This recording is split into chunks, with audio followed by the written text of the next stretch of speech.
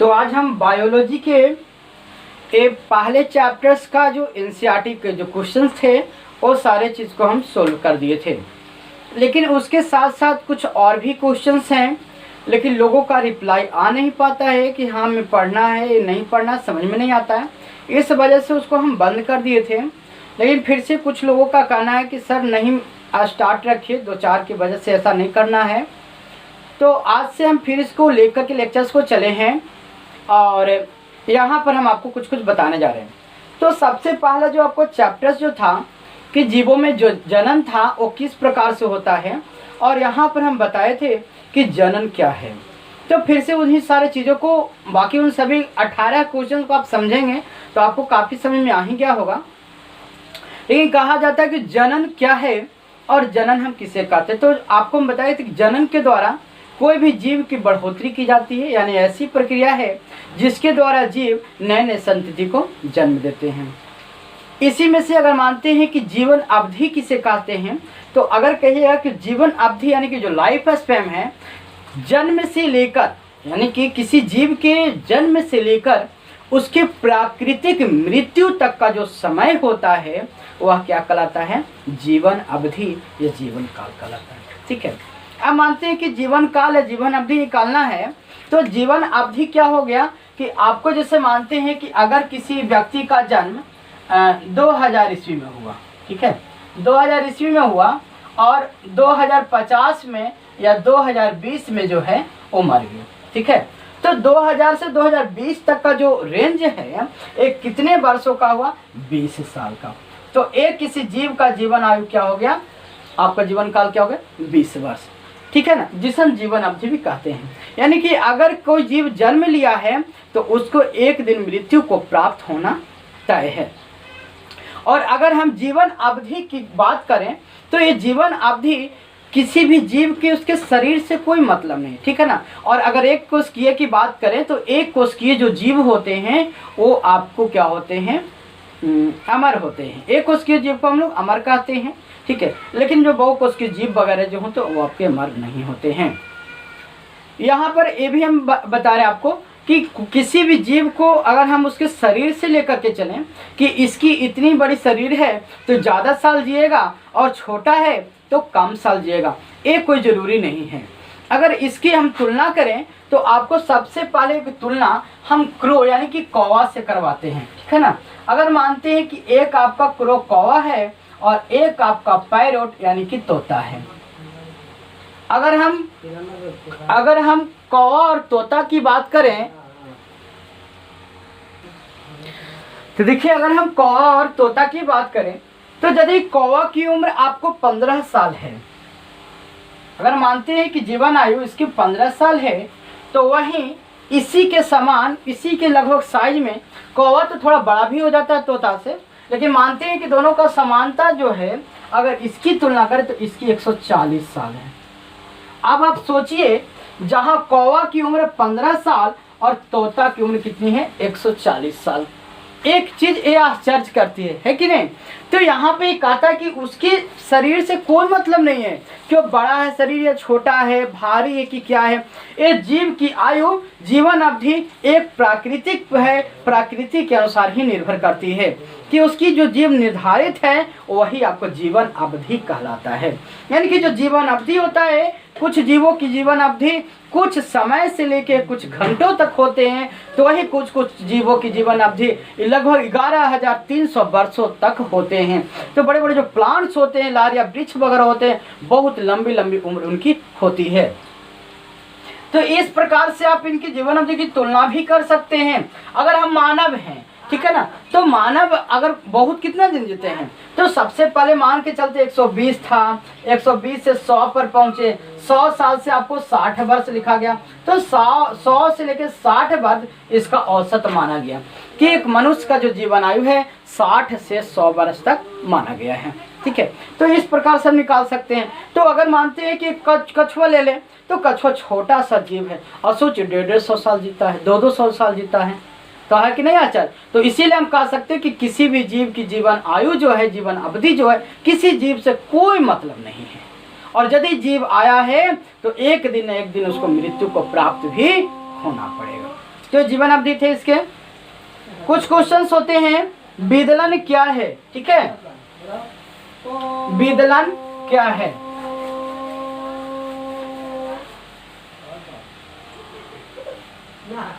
चलिए समय को बचाते हैं, नेक्स्ट स्लाइड पे लेके चलते हैं आपको। चलिए देखिए यहाँ पे क्वेश्चंस हैं। पहला आपको विदलन क्या है, ठीक है। तो बात को सबको समझिएगा, सारे क्वेश्चंस को हम समझा करके आपको बता दे रहे हैं, और बाकी सारे क्वेश्चंस को जिसको लिखवाना था सारे चीज़ को हम लिखवा भी दिए थे। देखिए विदलन यानी कि क्लीवेज जिसको कहते हैं, जब जुगमनज बनता है। जुगमनज कैसे बनता है, तो नर और मादा जुग्मक यानी कि नर गैमेट यानी कि नर जुग्मक और मादा जुग्मक है ना के मिलने से क्या होता है, जुगमनज का निर्माण होता है। मिलने से जुगमनज का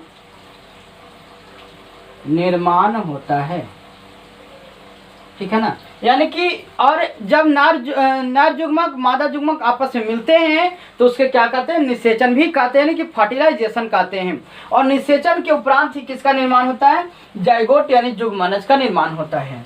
जब एक जुगमनज का निर्माण होता है तो जुगमनज में क्या होता है, सेल डिवीजन होता है, यानी कि सेल का डिवाइडेशन होता है। वह जुगमनज क्या होता है कि एक से पहले दो में डिवाइड कर जाएगा, ठीक है ना। ये आपको सेल्स के अंदर ये इस प्रकार से तो रहेगा ही रहेगा, और एक क्या होगा, सेल एक से कितने में डिवाइड कर जाएगा, दो में। मानते हैं इसको कवरिंग को अगर हटा करके दिखाएं तो देखिए इस प्रकार से आपको इसमें क्लीवेज होगा, और क्लीवेज होने के बाद एक से कितने सेल में डिवाइड हो जाएंगे, एक से दो में।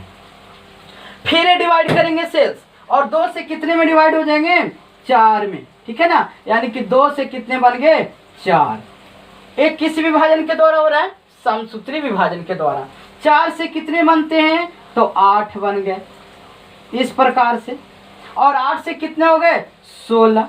यानी इस प्रकार से देखें तो एक से 2 बन गया, अगले बार 2 से आपको कितना हो गया, 4 बन जाएगा, 2 3 और 4। फिर डिवाइड करेगा तो अगले सेल में 4 से कितने बन जाएंगे, 8, 2 3 4 5 6 7 8, ठीक है ना। और 8 से अगले में कितने बन जाएंगे, तो आपको बन जाएंगे 16। यानी डिवाइड करेगा किसके फलस्वरूप, माइटोसिस डिवीजन के द्वारा। यानी कि डिवीजन यानी कि आपको समसूत्री विभाजन के द्वारा जो होते हैं कि ये आपके ग्रोथ करते, दिख रहा है ना।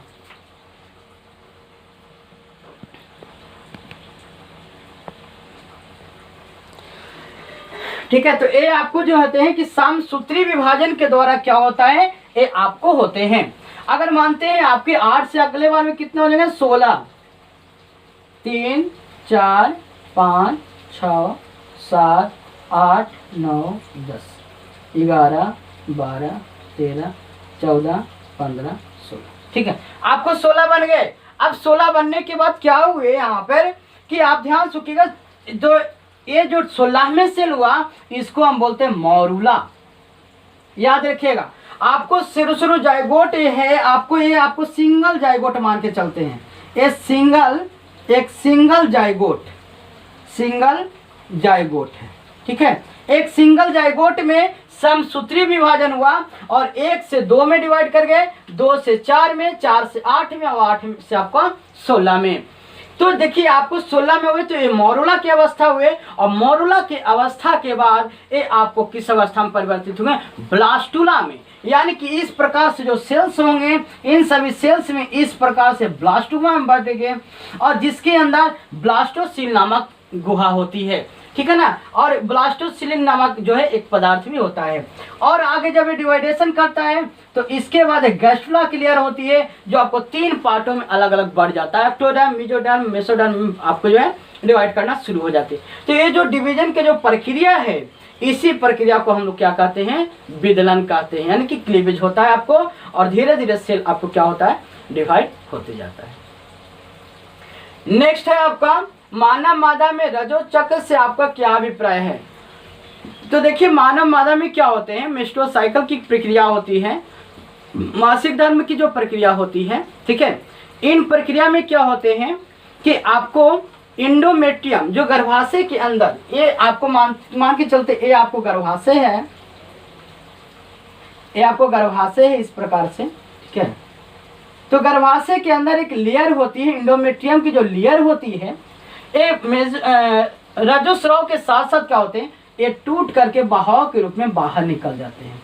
तो बाहर निकलना ही क्या कहलाता है, रजोस्राव निकलता है, ठीक है। बाहर निकलना आपको रजोस्राव कहलाता है।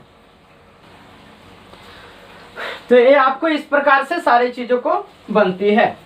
ये पार्ट 3 में ऐसे आपको क्लास 3 में तो आपको जो चैप्टर 3 है उसमें सारी चीज यही पढ़ने हैं। तो ये इतने बात ध्यान रखिए, यूट्रस में इंडोमेट्रियम की जो लेयर होती है और साथ में आपको बाहर करके निकल जाता है, जिससे हम लोग रजोस्राव कहते हैं। इसकी आयु कितनी, 11 से 13 वर्ष में आपको रजोस्राव की प्रक्रिया शुरू हो जाती है, ठीक है। और स्टार्ट होने की प्रक्रिया को क्या कहते हैं, यदि वो फर्स्ट टाइम आता है किसी को, ठीक है, रजोस्राव या मासिक धर्म यदि किसी को फर्स्ट टाइम होता है तो उस प्रक्रिया को हम लोग बोलते हैं मेनोपॉज, रजो दर्शन बोलते हैं, ठीक है। उसको मेनोपॉज, रजो दर्शन आपको बोलते हैं। स्टार्टिंग की जो फर्स्ट प्रक्रिया उसको रजो दर्शन, और जो आपको बंद होती है, यानी बंद होती है आपको लगभग 45 से 50 वर्षों की आयु में, मान के चलते 45 वर्ष, तो जो बंद होने की जो प्रक्रिया होती है उसको हम बोलते हैं रजो निवृत्ति, ठीक है। आपको रजो दर्शन आपको फर्स्ट टाइम, और अंत जो होता है उसको बोलते हैं रजो निवृत्ति। और बाकी जनरल भाषा में आप उसको मेस्ट्रुअल साइकिल बोल सकते हैं, मासिक धर्म बोल सकते हैं, रजोस्राव बोल सकते हैं। आपको प्रक्रिया चलती रहेगी, आप उसको अलग अलग नामों से जान सकते हैं। लेकिन आप ये जानिएगा, स्टार्टिंग की प्रक्रिया को बोलते हैं रजो दर्शन और अंत की प्रक्रिया को बोलते हैं रजो निवृत्ति। फिर कहता है कि पौधों में निषेचन कहाँ होता है एवं मानव में निषेचन कहाँ संपन्न होता है। तो देखिए पौधों में निषेचन की क्रिया कहाँ होती है, फूल के अंदर। अगर फूल में भी और करें तो ओवरी के अंदर, यानी कि अंडाशय के अंदर पौधों में जो निषेचन की क्रिया होती है, प्लांट्स में जो होता है वो आपको ओवरी के अंदर होता है। याद रखिएगा, प्लांट्स में अंडाशय के अंदर होता है आपका, प्लांट्स में ये आपको ओवरी के अंदर होता है, फूलों में ओवरी के अंदर होता है।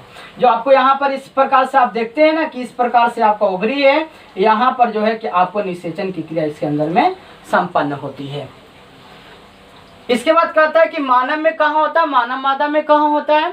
तो मादा में जो निषेचन की क्रिया होती है वो आपके यूट्रस से बाहर फ्लोपियन नालिका में होती है। देखिए इसको हम आगे दिखाते हैं।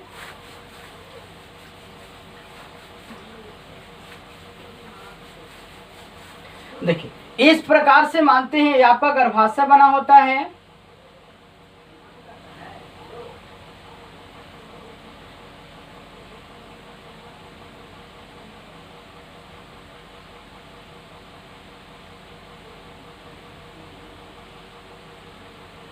ठीक है। इस प्रकार से आपका गर्भाशय बना होता है। यहाँ पर से ए इसकी लेयरिंग होती है, यहाँ पर ए आपका इस प्रकार से होती है फ्लोपियन नालिका, ठीक है। और यहाँ पर इससे ए होती है, ए आपको इस प्रकार से फिम्बरी होती है, और ए यहाँ पर ओवरी लगी होती है, ठीक है। इसी के अंदर में आपका होते हैं अंडाणु, ए इस प्रकार से आपको,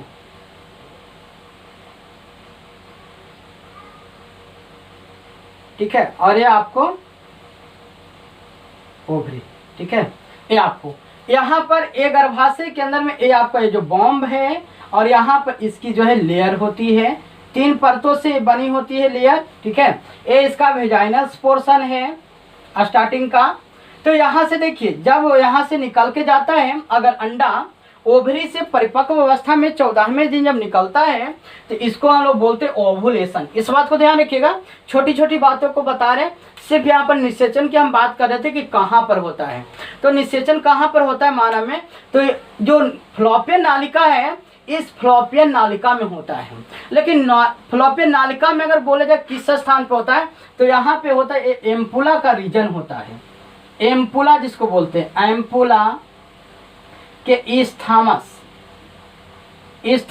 जंक्शन, ठीक है ना। एम्पुला के इस्थमस जंक्शन पर क्या होता है, आपको फर्टिलाइजेशन की क्रिया होती है। यानी कि यहाँ पर से जो है कि ये स्पर्म जो हैं आपको इसके द्वारा जाते हैं, बहुत सारे स्पर्म जो हैं इसके द्वारा जो आपको अट्रैक्ट होते हैं और यहाँ से धीरे धीरे जो बहुत सारे स्पर्म आते हैं और यहाँ पर से जो अंडाणु है, अंडाणु यहाँ पर से निकल करके यहाँ पर आती है। तो देखिए जो झालर होती है वो इस प्रकार से उसको पकड़ती है और पकड़ करके जो है इसको फ्लोपियन नालिका में लेकर के जाती है। झालर है, इसका वीडियो भी जो है एक एनिमेशन वीडियो आपको डाला हुआ, फर्टिलाइजेशन इन बेबी यानी बच्चा का कैसे इसका ग्रोथिंग होता है, वीडियो डाला हुआ है। यहाँ से इस प्रकार से अंडाणु निकलते हैं और इस स्थानक वाला जंक्शन पे आके इंतजार करती है अपने पिताजी का।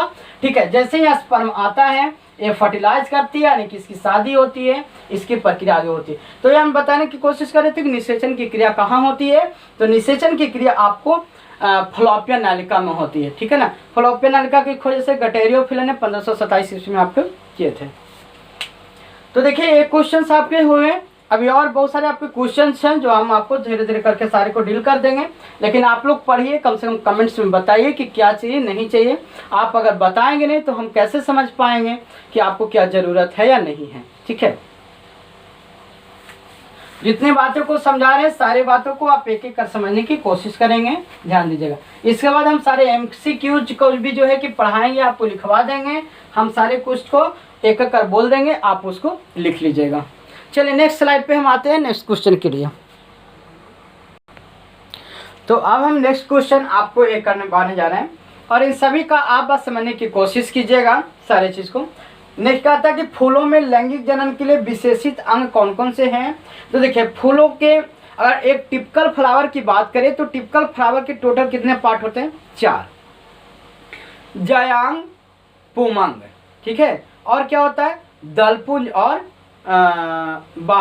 दलपुंज और बाह्यदलपुंज। ठीक है, जिसको हम कह सकते हैं androecium, gynoecium, calyx and Corolla. ठीक है, तो जो आपको जायांग और पुमंग जिसको हम कह सकते हैं, यानी कि जो मेल फीमेल का जो पार्ट है वो आपको क्या होता है? मेन होता है।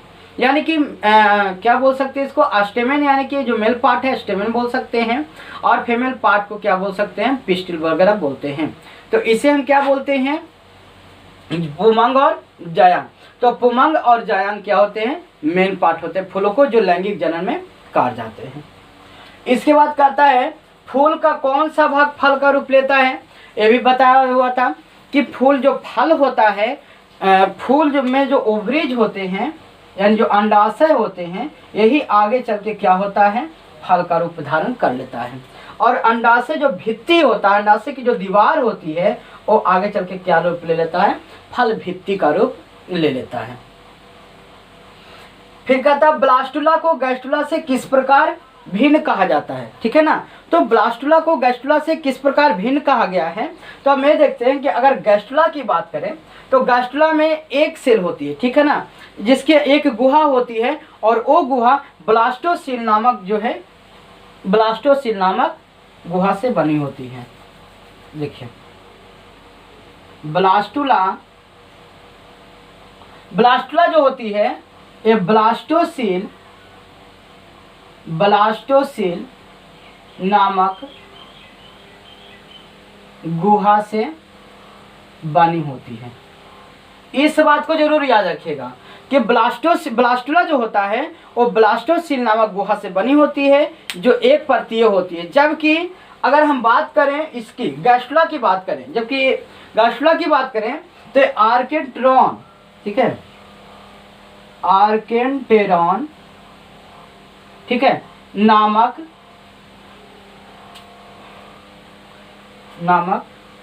गुहा से, आर्केंटेरॉन नामक गुहा से मिलकर बनी होती है। ये आपके ब्लास्टुला होते हैं। जो गैस्टुला और गैस्टुला जो होती है टोटल 3 परतों से मिलकर बनी होती है। इस बात को ब्लास्टुला 1 परतों से मिलकर बनी होती है, जबकि ये आपको 3 परतों से मिलकर, गैस्टुला जो है आपको 3 परतों से मिलकर बनी होती है। अगर हम बात करें तो जो ब्लास्टुला होती है ये जुगमनज से होती है, ठीक है ना, यानी कि जुगमनज में जो डिवाइडेशन है इस क्रिया के फलस्वरूप क्या होता है? ब्लास्टुला बनता है। जबकि अगर गैस्टुला में डिवीजन होता है तो इससे क्या होता है? एक जीव का निर्माण हो जाता है, यानी जीव का निर्माण आपका होता है, जीव की बन जाता है।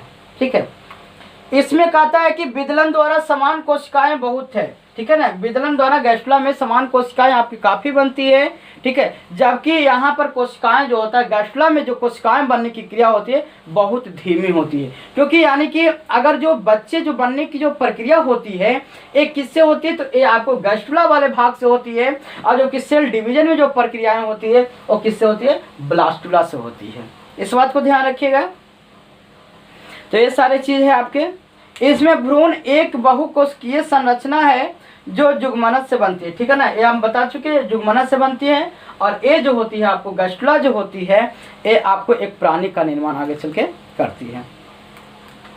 इसके बाद आपको कहता है मानव नर और मादा में यौवनारंभ कब शुरू होता है। तो देखिए मानव नर और मादा में जो यौवनारंभ की क्रिया होती है, अगर मादा में बोला जाए तो 11 से 13 वर्ष में जो है मेस्टोसाइकिल की प्रक्रिया स्टार्ट होती है, जिसे हम यौवनारंभ कहते हैं। और ये भी हम बताए थे कि उसमें क्या क्या अथी होते हैं। तो देखिए कंधे का चौड़ा होना, ये सारे चीज़ जो है, बोली का जो है कि मधुर होना, बहुत सारी चीज़ों में है इसके परिवर्तन होते हैं, ब्रेस्ट वगैरह का होते हैं। अगर नर में देखा जाए तो मूँछों का आना, आवाज़ का भारीपन होना, इस तरीक़ों से बहुत सारी क्रियाएँ होती है, ठीक है। तो अगर नर में कहा जाए तो 12 से 14 वर्ष, और यदि फीमेल्स की बात करें तो 11 से 13 वर्षों में। इसके बाद कहा जाए, और एक चीज़ और हम यहाँ पे बता दें, अच्छा इसमें हम बता देते हैं राजोनिवृत्ति किसे कहते हैं। तो देखिए अभी कुछ देर पहले हमने बताया था कि राजोनिवृत्ति यानी राजोनिवृत्ति जब हम कहते हैं जब मेंस्ट्रुअल साइकिल को समाप्त होने की, यानी कि मासिक धर्म या रजोस्राव जो होता है उसकी जो समापन की जो प्रक्रिया होती है उसे हम क्या कहते हैं, रजोनिवृत्ति यानी मेनोपॉज कहते हैं। लेकिन ये रजोस्राव खत्म कैसे होता है, तो उसमें एंड्रोजन जो होता है, एस्ट्रोजन नामक एक जो हार्मोन होती है उसकी धीरे धीरे क्या होती है, कमी होने लगती है, और धीरे धीरे जो होता है वो समाप्त होने लगता है। ये या तो धीरे धीरे या तो एकाएक आपको लगभग 45 या 50 वर्ष होते होते आपको लगभग समाप्त हो जाती है।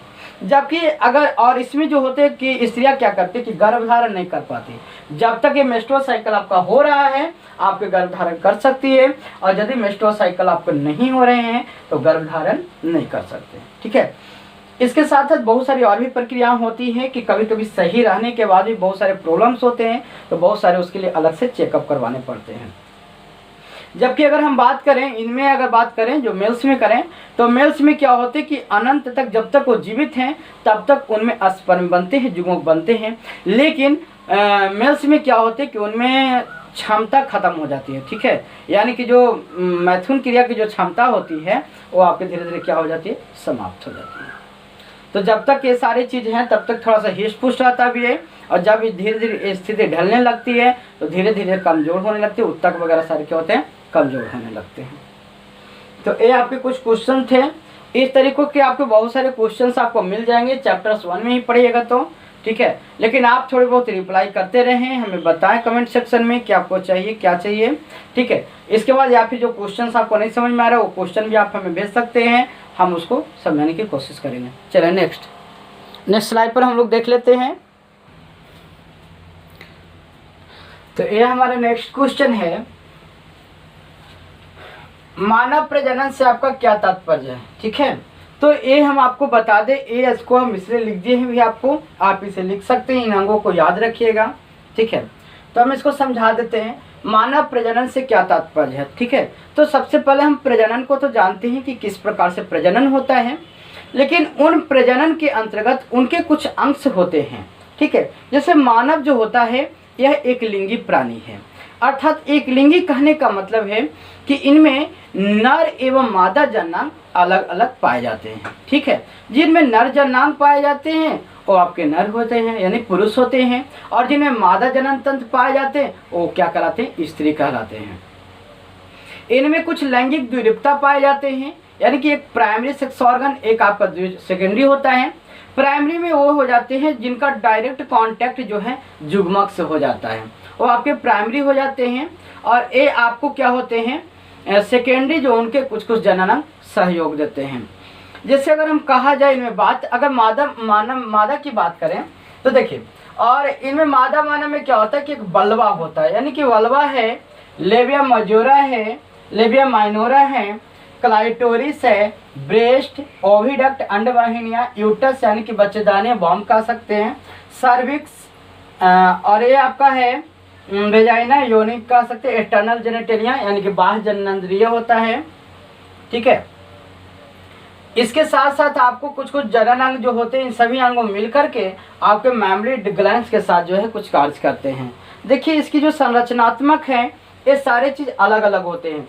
ये आपको मानव मादा तंत्र के जो है कि बाहर का जो हिस्सा है इसे दिखाया गया। देखिए ये आपकी इस प्रकार से जो है इसके हिस्से बने होते हैं। ठीक है, ये इस प्रकार से यहाँ पर इसके हेयर्स होते हैं, ये के अंदर में इस प्रकार से इसकी बॉम्स यूट्रस होती है, ये यहाँ से इसके विजाइनस का स्रोत है। ठीक है, ये इस प्रकार से ये होता है एक्सटर्नल जेनेटेरिया का पार्ट होता है। ये यहाँ से अगर कहा जाए तो यूरिन का यहाँ पर से रास्ता दिखाया जाता है।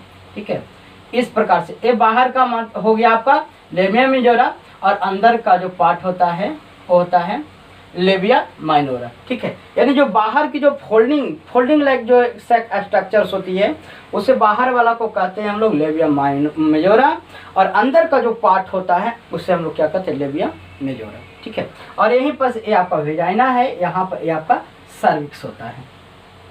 तो इस प्रकार से इसके पार्ट्स हैं, बाकी आप लोग बुक से पढ़िए। ठीक है, और आप लोग इसके लिए थोड़ी सी आप बताइए कि आप इच्छुक हैं या नहीं।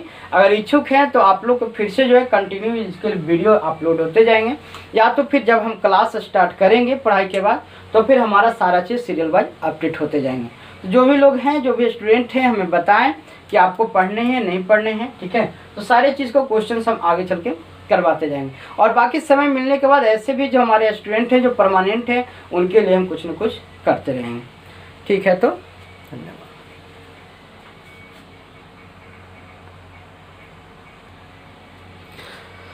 फिर इसके बाद ये भी देख सकते हैं हम लोग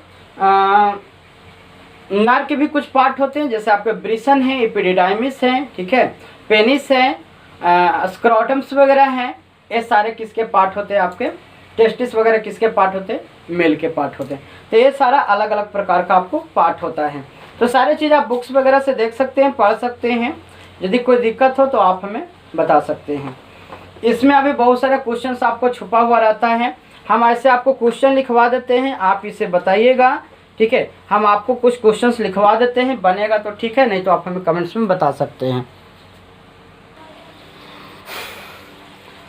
तो ये देखिए कुछ और भी क्वेश्चंस हैं जो आपको हम बनाने के लिए दे रहे हैं, क्योंकि ये सारी चीज़ को हम घर पर इतने डिटेल्स आपको पढ़ा नहीं सकते, लेकिन अगर आप यहाँ पे बताएंगे तो हम उसके लिए कोशिश करेंगे। ठीक है, तो इसके लिए आपको हमने कुछ क्वेश्चन दे दिए पहले चैप्टर्स के अंतर्गत। आपको अगर ये सारी चीज़ आपसे बनते हैं तो बनाइए, नहीं तो आप हमें बताइएगा। आप हमारे एक चैनल्स हैं, इससे आप जुड़ सकते हैं 9631310880, या आप 9931711294। ठीक है, फिर से एक और नंबर बोल देते हैं, हमारे व्हाट्सएप ग्रुप से आप जुड़ सकते हैं। नंबर 9631310880। ठीक है, 9631310880, और एक हमारा है 9931711294। ठीक है, ये हमारे दो सर का नंबर है। आप यहाँ पर हमारे चैनलों से जुड़ सकते हैं, आप हमें बताइएगा, आप हमारे चैनल से जुड़िएगा। और यहाँ पे आगे चल के जो है कि इस प्लेटफॉर्म पे बहुत सारे अच्छे अच्छे जानकारियाँ आपको मिलेगी, और हो सकता है कि आने वाले कुछ दिनों में, कुछ समय बाद, कुछ सालों में जो है आपको इस प्लेटफॉर्म में अच्छे सीक्वेंसेस अगर मिलना शुरू हो जाएगी तो आपको अलग अलग टीचर को ही प्रोवाइड कराया जाएगा, जिसमें साइंस के सभी सब्जेक्ट को ईजिली वे में समझाया जाएगा। इसके साथ फिर सारे ऑब्जेक्टिव बेस के MCQ वगैरह हैं, वो सारे चीज़ एक एक करके करवाया जाएगा, बहुत सारी चीज़ों को करवाया जाएगा। धीरे धीरे इस पर काम आगे जारी है। ठीक है, और आगे चल के रेगुलर आपको अपडेट्स सारे चीज़ पढ़ाए जाएंगे ऑनलाइन वे में। और अगर आप डायरेक्टली पढ़ना चाहें तो डायरेक्टली भी पढ़ सकते हैं। फिलहाल ये आपका नंबर्स हैं, इन नंबरों पर जो है आप व्हाट्सएप से जुड़ सकते हैं। नंबर है 9931711294, 9631310880। ठीक है, हम एक बार इस क्वेश्चन को फिर से बोल दे रहे हैं, आप इस क्वेश्चन को बना लीजिएगा। कहता है वीर्य यानी कि सीमेन क्या है, इसके क्या कार्य है। ठीक है, यानी कि वीर्य यानी कि सीमेन जो होता है क्या है, इसके क्या कार्य है। ठीक है, तो एक तरल पदार्थ है, इसके बारे में आप तो अति कर लीजिएगा। एक पुरुष में यौवनारंभ से आप क्या समझते हैं, यानी कि जब पुरुष में जब यौवनारंभ होती है उस बीच में क्या क्या होती है, कौन कौन सी घटनाएं घटती है। नेक्स्ट है आपका कि पुरुष की लैंगिक क्रिया से आपका क्या तात्पर्य है, यानी कि पुरुष में जो लैंगिक क्रिया है उनसे आपको क्या तात्पर्य है। नेक्स्ट है स्त्रियों में यौवनारंभ से आप क्या समझते हैं, यानी कि स्त्रियों में यौवनारंभ के समय क्या क्या होते हैं, क्या क्या परिवर्तन होते हैं, वो सारी चीज़ों को। इसके बाद है आपका मासिक चक्र क्या है और यह कैसे संपन्न होता है, इसके बारे में आप बता सकते हैं। इसका पूरा विवरण आपको देना है। पौधों में जुग्मनज निर्माण कैसे होता है, पौधों में जो जुग्मनज का निर्माण कैसे होता है इसके पूरे वर्णन करना है। कायिक प्रजनन का वर्णन करना है, यानी कि कायिक प्रजनन कितने प्रकार के हैं, कितने टाइप्स हैं, उन सभी प्रजनन में किस किस प्रकार के सारी चीज़ को। इसके बाद है अमीबा में द्विविभाजन कैसे होता है, इसके वर्णन कर लीजिए। फिर द्विविभाजन उभयलिंगिता वगैरह जो होते हैं कैसे होता है सारी चीज़ को। नर तथा मादा जनांगों में जुग्मकों के उत्पादन में भिन्नता क्यों होती है, ठीक है, क्या क्या भिन्नताएं होती है, ये सारे को याद कर लीजिए। फिर ऐसे बहुत सारे क्वेश्चंस हैं जो आपके छोटे छोटे सोल्व हो जाएंगे। और बाकी हम MCQ आपको जो है कि कल के लेक्चर में आपको MCQ को जो है आपको सारे चीज़ लिखवा करके आपको हम बताते जाएंगे, उसको बहुत सारा आपको दे देंगे। इसके बाद आपको फिलहाल जो है कि हम क्वेश्चंस बेस पर आपको क्वेश्चंस को समझाने की कोशिश करेंगे, क्योंकि घर में अभी ये सारे क्वेश्चंस को जो है कि ज़्यादा हम कर नहीं सकते। तो आप हमारे व्हाट्सअप नंबर से जुड़ सकते हैं, इन दोनों में से किसी नंबर पे आप कॉल कर लीजिएगा तो आपको यहाँ पे सुविधा आपको प्रदान हो जाएगी, ठीक है। तो इन सारे क्वेश्चंस को आप लिख लीजिए, स्क्रीनशॉट कर लीजिए। और आगे हम नेक्स्ट स्लाइड में आपको MCQ वगैरह और पार्ट 2 का सेक्सुअल फ्लावरिंग जो प्लांट्स हैं, यानी कि पौधों में निषेचन कैसे होता है, उनसे रिलेटेड जो है कि पूरी कहानी को हम लेकर चलेंगे, ठीक है। तो धन्यवाद।